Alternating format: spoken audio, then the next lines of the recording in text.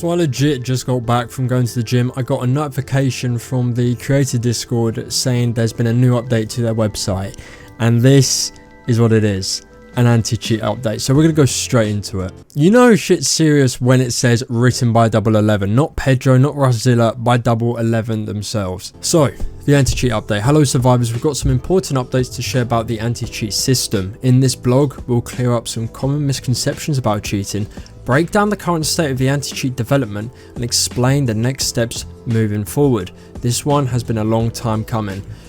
No shit, it's been a long time coming, specifically since 2022, even 2021, but definitely a good couple years. First, since we've been seeing a lot of confusion about what cheaters can and can't actually do, the number of reports we've received for things like wall hacks, aimbots, and other cheats that aren't even possible on console is pretty concerning.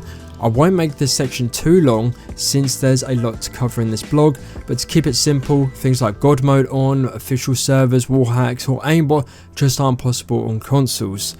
Hopefully, you know, that's the end of that. I don't know if there's a maybe or a 1% chance that is possible, but I'm going by what they're saying as gospel here that it isn't possible on consoles just yet. Cheats like that require tampering with game files, and on platforms like Xbox and PlayStation, that kind of interference simply isn't possible. Sweet, cool.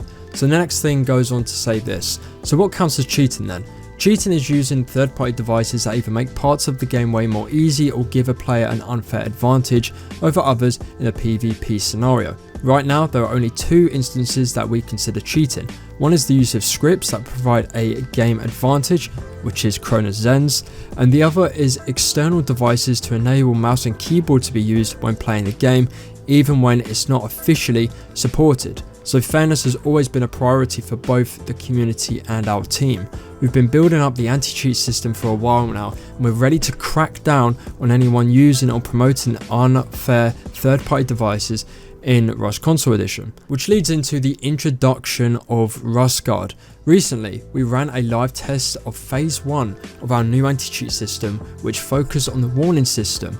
The first wave of messages was intentionally sent to a larger group of users so we could fully test the tool and ensure everything was working as intended.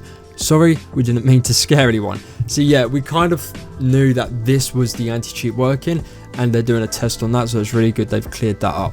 That test is now complete, and it was a success, which now means phase 2 of RustGuard starts now. Beginning of next week, any players detected using third-party devices will receive a ban. Starting this first wave, we're offering out one redemption opportunity where the ban will only be for 3 days, but if the same player is caught again after that, the ban will be permanent. We've collected a lot of data, run extensive internal testing, and recorded 0 false flags. That gives us full confidence in the system. Because of that, all bans will be final. Am I reading this right? This is actually coming to Rust Console. Now, as a player since 2021, since the beta, I wish this came a little bit earlier when I was playing the game literally religiously, but still to see this now, especially when old gen has just come to reality, it's really good to see this. The fact they're even giving 3 days to these people that have been cheating for the last 2, maybe 3, even 4 years is not bad. Like, if anyone's cheating, take this and get back on a legit controller as soon as possible. If not, you're going to be banned permanently. Beyond just cheating, we know this is an ongoing battle, and keeping the anti-cheat system strong requires constant updates and effort. That is why we truly appreciate the support from users who continue to report suspicious behavior. Every report counts, whether it happens in-game or on platforms where cheating content is being shared. Discord, for example, has strict rules against cheating. It is absolutely possible to get a server taken down if it promotes cheat tools or services, as long as it is reported properly. So if you come across any servers, pages or posts promoting this kind of content, make sure to report them directly through the platform they are using. Promoting or selling scripts for cheat devices is just as serious. Advertising these tools is a clear violation of the Rust Console Edition terms of service. Anyone involved in this is not only breaking the rules resulting in a game ban, but they are also putting themselves at real risk. We're not going to sit back and let it slide. If we need to take legal action against individuals or groups promoting or selling cheats, we will. Moving forward together. We truly appreciate your patience and support throughout this process. We know we have been quiet about the anti-cheat efforts for a while, yeah, but that silence was necessary to ensure we could test and build the system without giving anything away. Your continued trust means a lot, and we are excited to finally have this system up and running in the game.